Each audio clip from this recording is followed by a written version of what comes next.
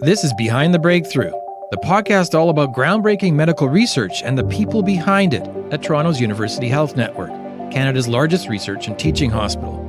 I'm your host, Christian Cote, and today's guest on the podcast is Dr. Milos Popovic, senior scientist and director at UHN's Toronto Rehab research arm called KITE, short for Knowledge, Innovation, Talent, Everywhere.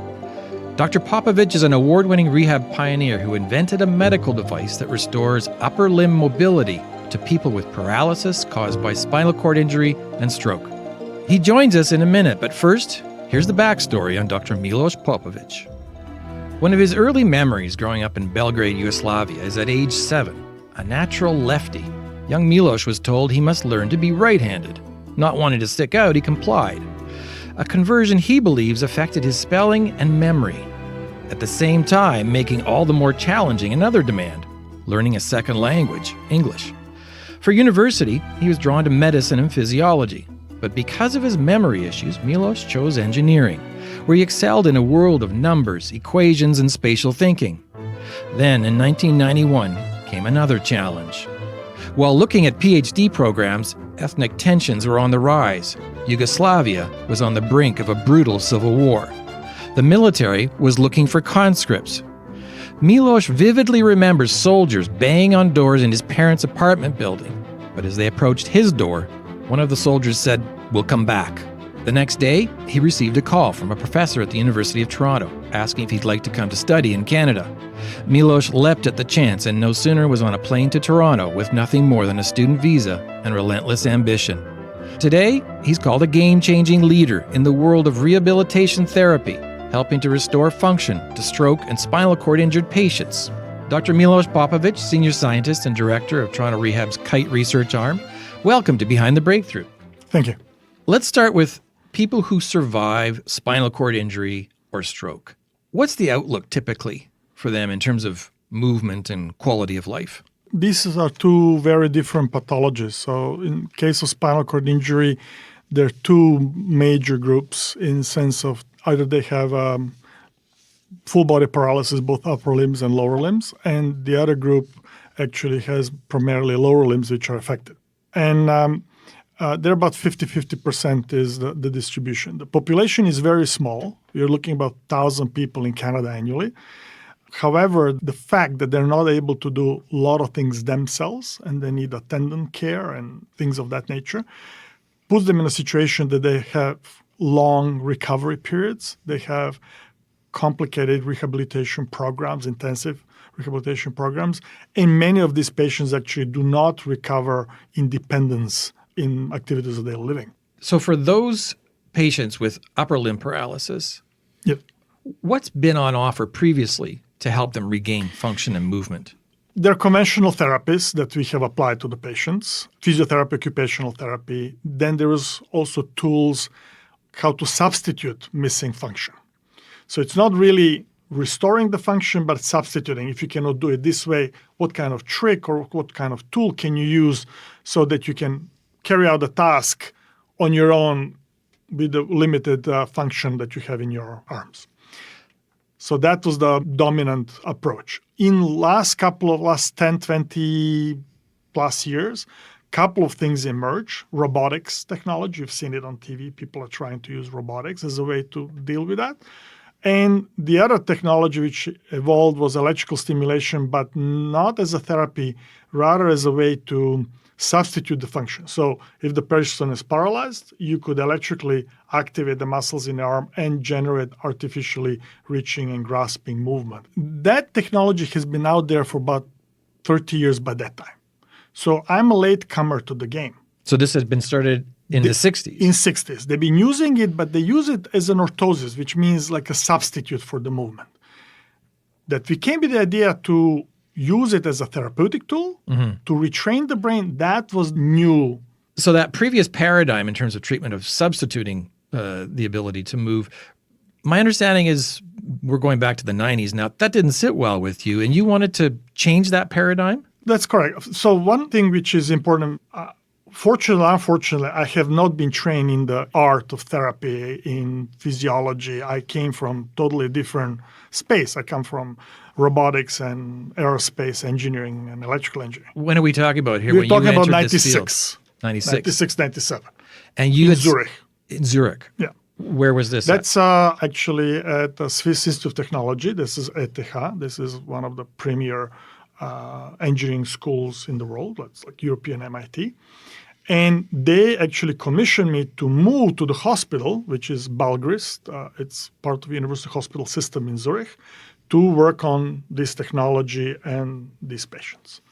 So what happened was I was listening to the colleagues. So, when you're in Rome, you do what the Romans do. So let's build this electrical stimulation to substitute the function. So in the mid-late 90s, when you're developing this machine, what's it look like when it's hooked up to a patient? At that time, it was like a box, about half of the shoebox size. It had 4 cables coming out of that, 4 pairs of cables. And each side of the cable has little self-adhesive electrode, which is kind of like a sticker. When you go to ECG recordings, to cardiologists, when they put these little electrodes on your chest, something like that, where you provide very specific low-energy electrical pulses to the muscles, actually the nerves which are going to muscles. And by doing that, you get muscles to contract. What we do is we go and target very specific muscles, which are responsible, for example, for you touching your nose.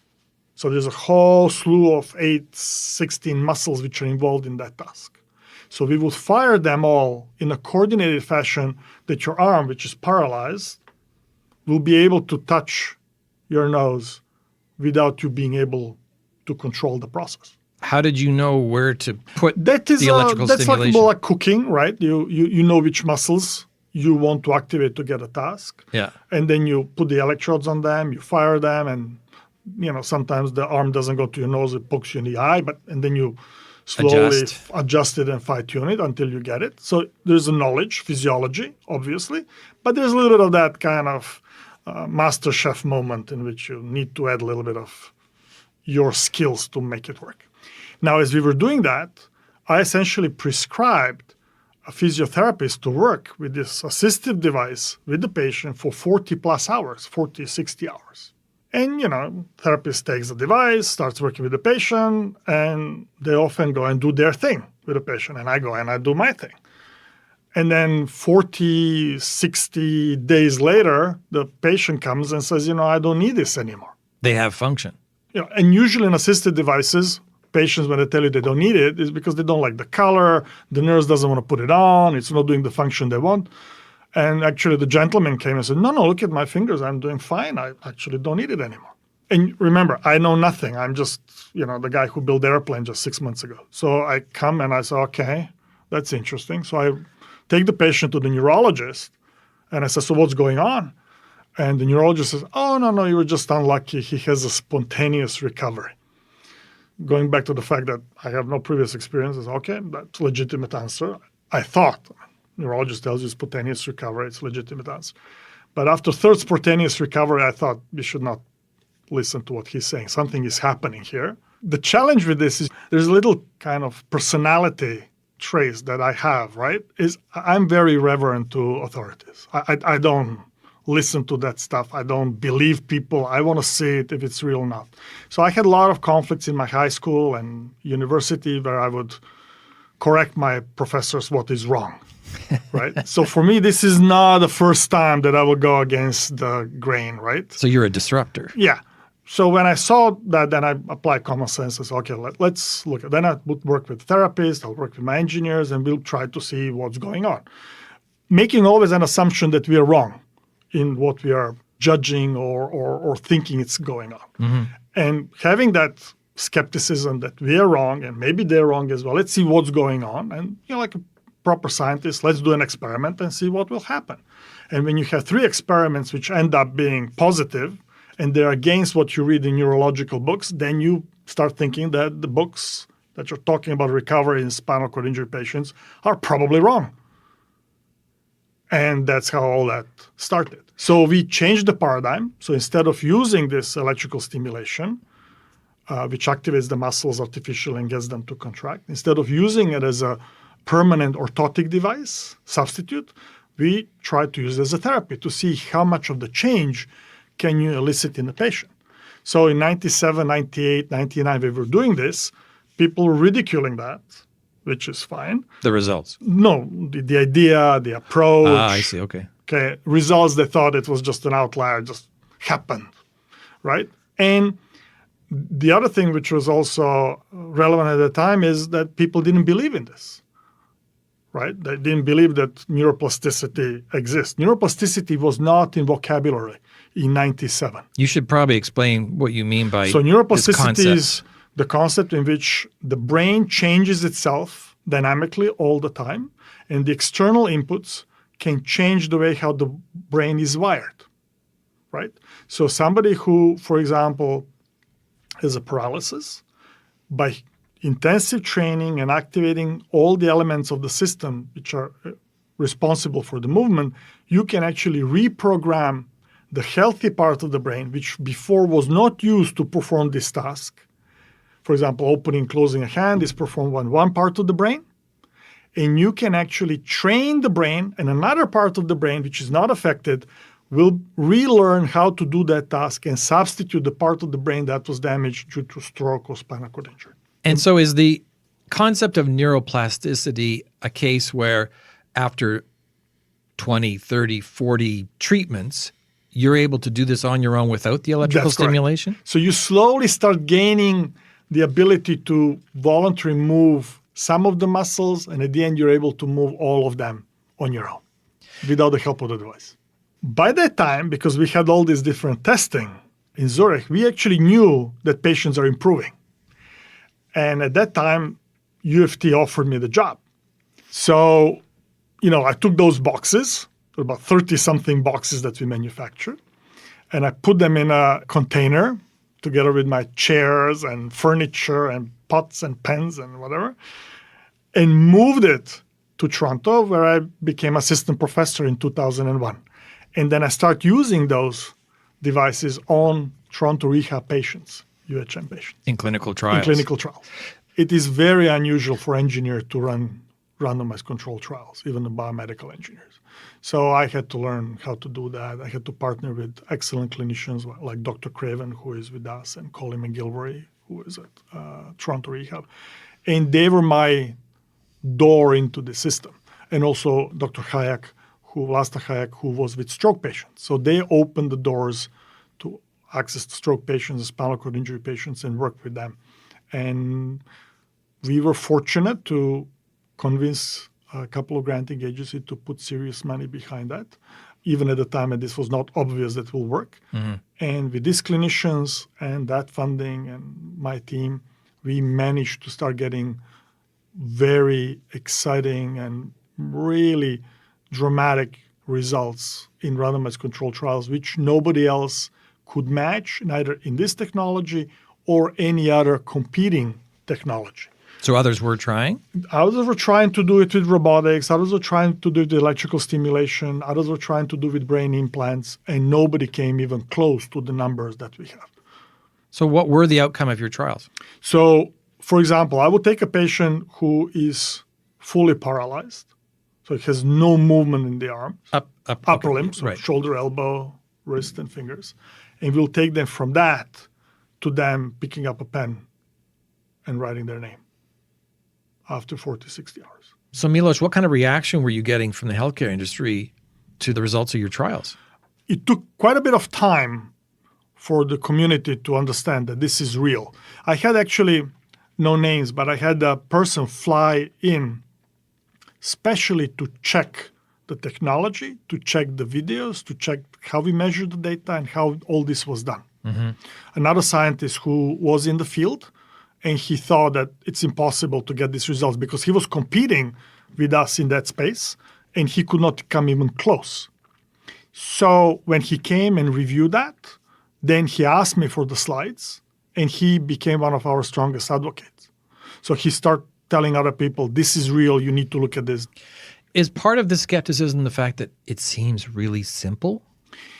The part of the skepticism is, I think it's a human nature. How can this strange-looking man with a funny KGB accent do that, who is trained in some strange university, And I, who had been trained in Harvard, can't do it. It's impossible, right? So that's what it is. See, what our scientists usually fail is they're trying to follow the path what everybody else does. We start flying not because we followed the path of French and German scientists who tried to fly. We needed Wright brothers, who were bike makers, to go and build the first airplane. We were all on the wrong track. These two people who were not in aerospace, who were not flying, decided one day we're going to do it, changed the tools, changed the approach, and took us to flight. So you need somebody who is going to come in and be sufficiently disruptive. And it is not one person. It's not that I came and I changed the universe, right? But I was one of the many voices in cacophony saying, people, we should look to this potential aspect of the technology. And I spent a lot of time and energy to voice that and to promote it and to do trials and to get things done. But I'm not the only one, and I'm not the only person who has done this. So I was just one of the contributors. Where am I going to find a rehab clinic in Canada that offers functional electrical stimulation? So you will go to company's webpage, which is Mindtech, and you will have a list of all the private clinics who are offering that. Even the clinics at UHN, at Toronto Rehab, which are offering this, are private clinics. And how widespread is this in Canada? I believe we have 18 clinics in Canada which are delivering that. Most of them are in Ontario. Is this a health procedure or treatment that's covered by provincial? This is not covered by provincial government. You're shelling out of your own pocket. That's correct, which is actually bizarre. And I'll tell you why this is bizarre. And I've been talking about it all the time. So provincial government and federal government, through various grants, have enabled me, UHN, and our team to develop this technology. They probably have spent order of magnitude $10 to $15 million, $10 million to get this done. Helping you prove that it works. Exactly. Then they help my company in a startup to create the product. Right. The product saves tremendous amount of money per patient. For example, if you're a spinal cord injury patient and you cannot use your upper limbs, hands, you cost the system $5.5 million. How so? Because you need attendant care, you need somebody to feed you, to help you transition to toilet, help you transition to bed, out of the bed, dress you, all these things. If you get your hand function back, the expenses go to $2.5, $2.7 million over the lifespan of the patient. So 40 hours of therapy on spinal cord injury patient, which costs maybe a couple of $1,000s, will save the system $2.5 million to $3 million in a single sitting.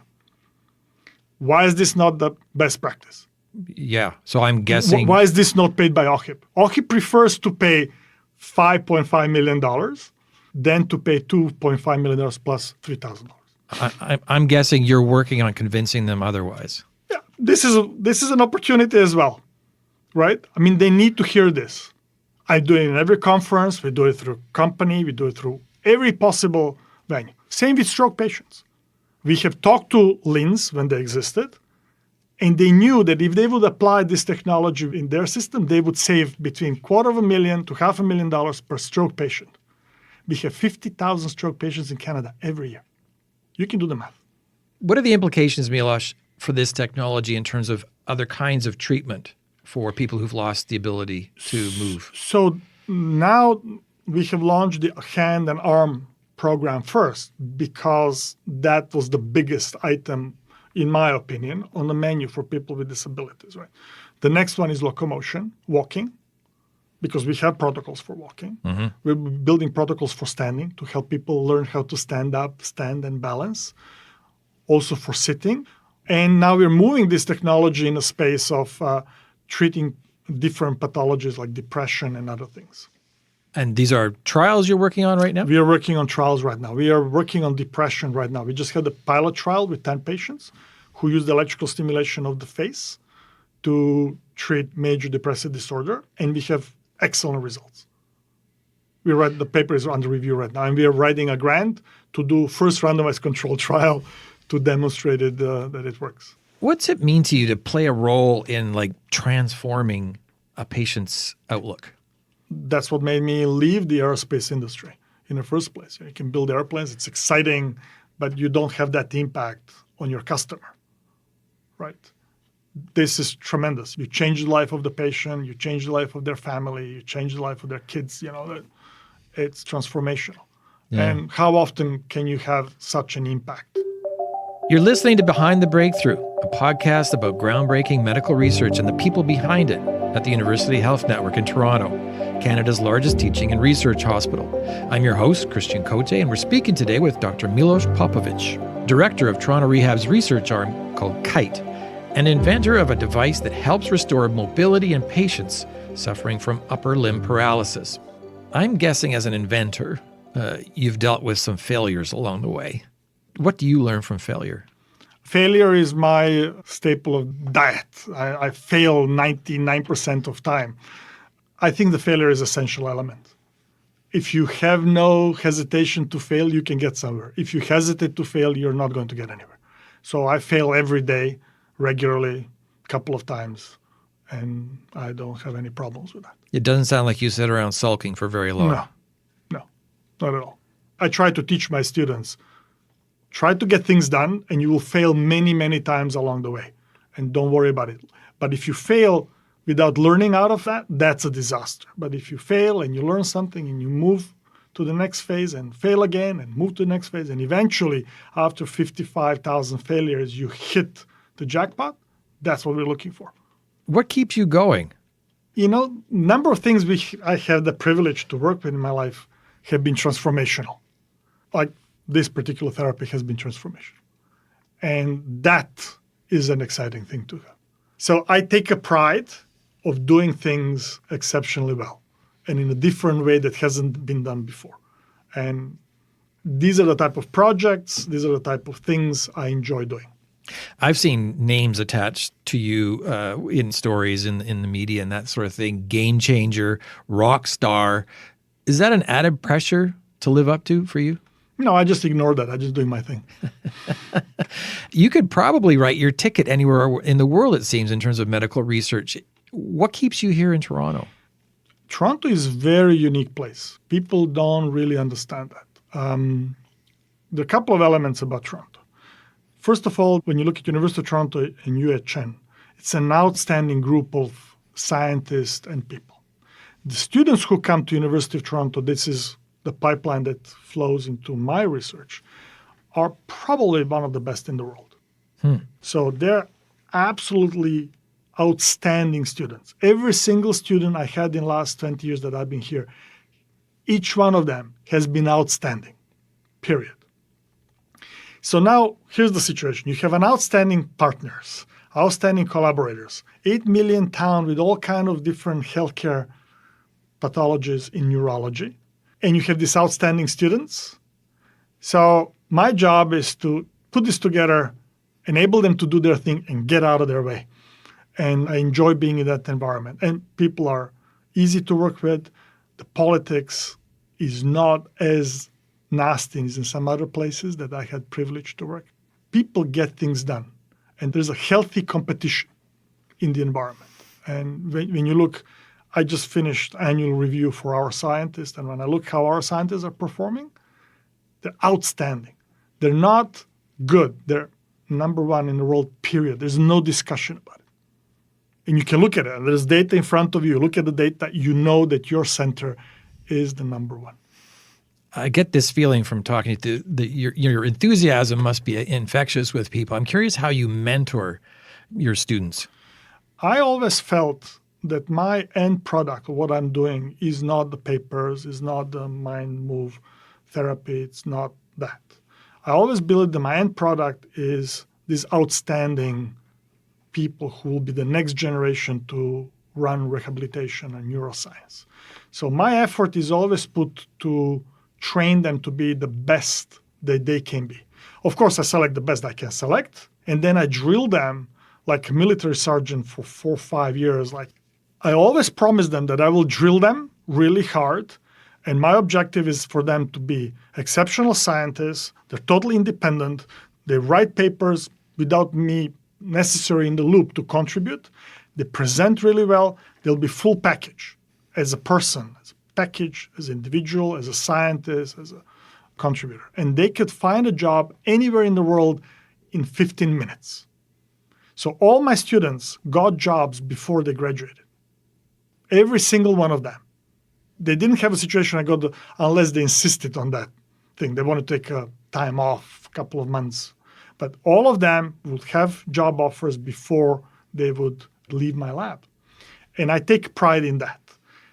Over the period of 20 years, I have trained probably between 12 and 14 people who are now professors worldwide. That's what I'm very proud of. What's your advice then to a young aspiring scientist just setting out on their journey? Think different. Yes, you read all these journal papers. That tells you what other people have been doing. Check everything yourself. Every single thing which is out there, you must validate it yourself. Make sure that you are absolutely certain that this is correct. And when you publish, everything has to be impeccable. Anybody in the world should be able to repeat what you have done, which means that it's authentic, it's real, and then you can build on that. Even if the changes are small or minute, with time you build on this. And then you build your reputation, you build the quality, all these good things. I actually teach them to watch for quality. That's my focus.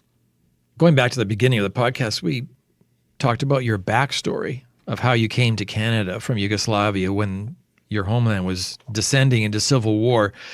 You land in Toronto really with just a suitcase and your visa. When you reflect back now, what do you think of the young man in his 20s who made that decision? It's a crazy thing to do. It forms you as a person. You moved in, there's no way back. You walk the plank, you go to the other side, and then you throw the plank into the water. So you cannot go back. So you're in a new space, you have to make it work. And that sets you in a different way. And Zurich was the same thing, right? When I moved to Zurich, I had to learn the language, I had to learn the physiology, I had to learn how do you treat patients, how do you communicate with patients, I had to learn all that. So the decision was, I'm going to do that.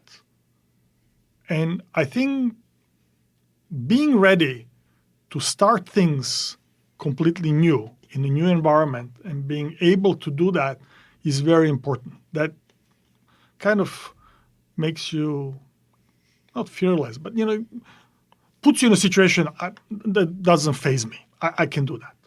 I think that was one of the best things I have done for myself. Well, it was brutal. I'm not suggesting that this is gentle and it's easy. It was absolutely brutal. Well, you literally had Yugoslav military circling your apartment. You likely would have been pressed into military service. What did you think when you got that phone call from Toronto? I was very excited. That was great. That was a life-changing event. Andrew Goldenberg, who was my mentor, I don't know what possessed him to give me a call because, some person calls from Yugoslavia, which is not, 90% of people, when you ask them where's Yugoslavia, they will not be able to point on a map, particularly North America. Fortunately, he knew because his background is Romanian. So he actually knew where this is on a map. And for some reason, he thought I would be a good candidate. And he was very kind to offer me to come and to provide the funding for me to come. And during my tenure with him, I have tried to do my best that not at any point in time he has a second thought that he made an error in judgment. That puts additional pressure on you. But I'm very grateful to Andrew Goldenberg, and I would not be who I am if it was not for him. And my mentorship style, I actually learned from him. His style was, okay, here's your problem, go solve it. That's it. That's the mentorship. Go solve the problem. Of course, he would come in and say, I don't like that, I don't like this. But he would not tell you how to solve it. And then you become self-dependent, you learn things on your own, you figure it out. And that was the best lesson in life I got. I'm curious if you have ever allowed yourself to think about what might have been had you not got that call from Dr. Goldenberg in Toronto. I usually don't reflect on that. You make your choice, you decide where you're going, and you try to make most out of it. And if that path turns out not to be the right path, you shift and do something else. But I don't spend time looking. Definitely will not be what has happened, and I will not be here, probably. And we will not have this conversation. You go home though, right? Still? I do go home, and my parents are still living in Belgrade. Now this is Serbia, right? So they're living in Belgrade, and I go visit them once or twice a year, depending how much time I have. And What do they think of their son? I mean, my parents were, because I have done all this on my own, they were just watching all that, and they were fascinated by the fact that I've done all these jumps and did all this. So my parents are extremely proud, but they also know what were the cost of that. If I didn't have parents who were supportive and who provided me with proper guidance and within their means, right, I would not be here. And same applies for my wife, right? I have a wife which tolerates a crazy person. So having somebody who is there for you and make sure that you are on the right track and you don't get insane in the process it's a major asset. Not many people have that. And that is something that I cherish. What should we look for next from Dr. Milos Popovic? There are a couple of things. I'm now the director of the institute, the Kite Institute, right?